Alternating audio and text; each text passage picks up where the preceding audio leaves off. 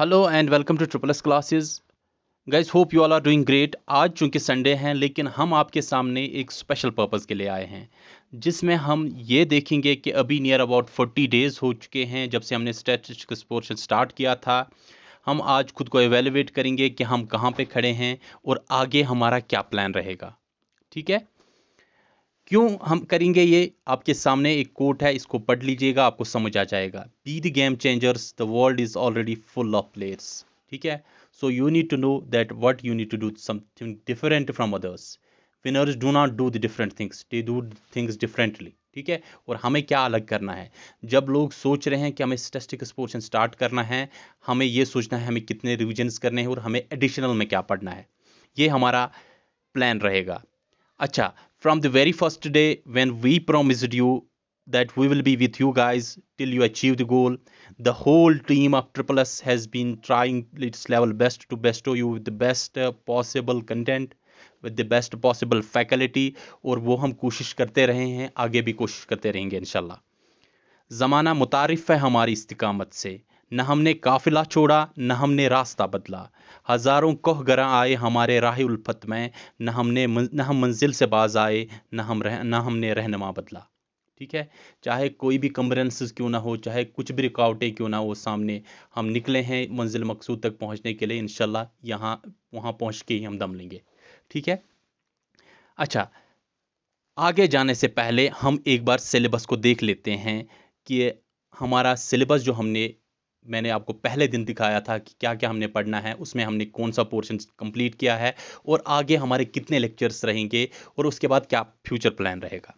देख लीजिए, पहला दिन आपको याद होगा जब मैंने स्टैटिस्टिक्स का ये सिलेबस डिस्कस किया था तो आपके सामने एक बड़ा सा सिलेबस दिख रहा था, लेकिन अभी देख लीजिए हमने इसमें से कितना पोर्शन ऑलरेडी कंप्लीट किया है और आगे हमारा क्या क्या पोर्शन रहता है वो हम देखेंगे। देख लीजिए, इसमें हमने ये पोर्शन कंप्लीट किया है ऑलरेडी। ठीक है, इसमें आपका थ्योरी ऑफ प्रोबेबिलिटी जो है ये आपको आमिर सर कराएंगे, क्योंकि मैथमेटिक्स में भी ये पोर्शन आता है, इसलिए ये टॉपिक आपको आमिर सर मैथमेटिक्स में ही कराएंगे। इसके बाद हमारा थ्योरी ऑफ एट्रीब्यूट्स भी कल कंप्लीट हो गया। अब हमारे पास ये 3 टॉपिक्स रहते हैं, theory of index numbers, demography जिसमें हम सेंसस के बारे में भी पढ़ेंगे और वाइटल स्टैटिस्टिक्स के बारे में।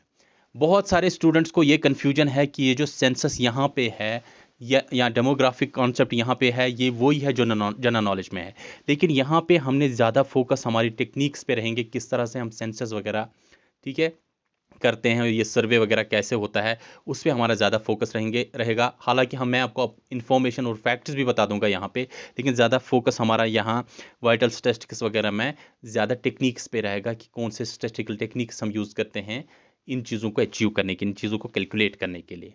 ठीक, और अब हमारे पास ये जो 3 टॉपिक्स रहते हैं इसमें ज़्यादा से ज़्यादा 8 या 10 से 11 12, ठीक है, प्लस माइनस लेक्चर्स आ जाएंगे और उसके बाद आपका सिलेबस कंप्लीट। यही मान लीजिए आपका लगभग 10 या 12 दिन में आपका सिलेबस कंप्लीट हो जाएगा।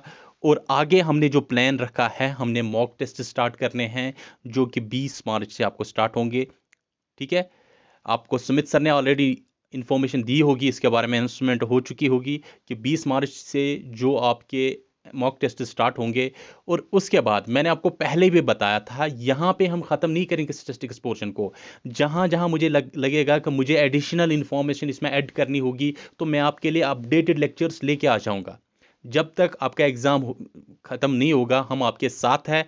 और रही बात जेएसए के जूनियर स्टैटिस्टिकल असिस्टेंट के स्टूडेंट्स हैं जो मुझे बार बार टेक्स्ट कर रहे हैं कि सर हमारा आप देख लीजिए, हमारे कुछ टॉपिक्स एडिशनल हैं, उनको हम ज़रूर उनके लिए एडिशनल लेक्चर्स लेके आ जाएंगे।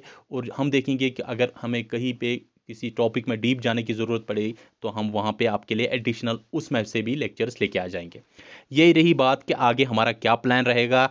बस 3 टॉपिक्स रह रहे हैं आपके, नियर अबाउट 70% आपका सिलेबस हो चुका है। बस आगे आपने ये करना है कि आपने रिवीजन ज़्यादा से ज़्यादा करने हैं।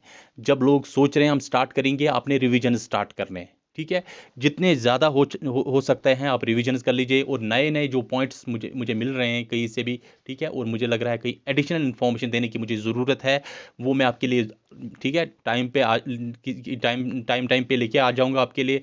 बस आपने ये करना है कि आपने हमें प्राउड फील कराना है। ठीक है, हम आपके लिए बहुत मेहनत कर रहे हैं, हमारा पूरा टीम इस पे लगा हुआ है। हमने जो रिस्पॉन्सिबिलिटी ली है उस रिस्पॉन्सिबिलिटी को फुलफिल करने के लिए।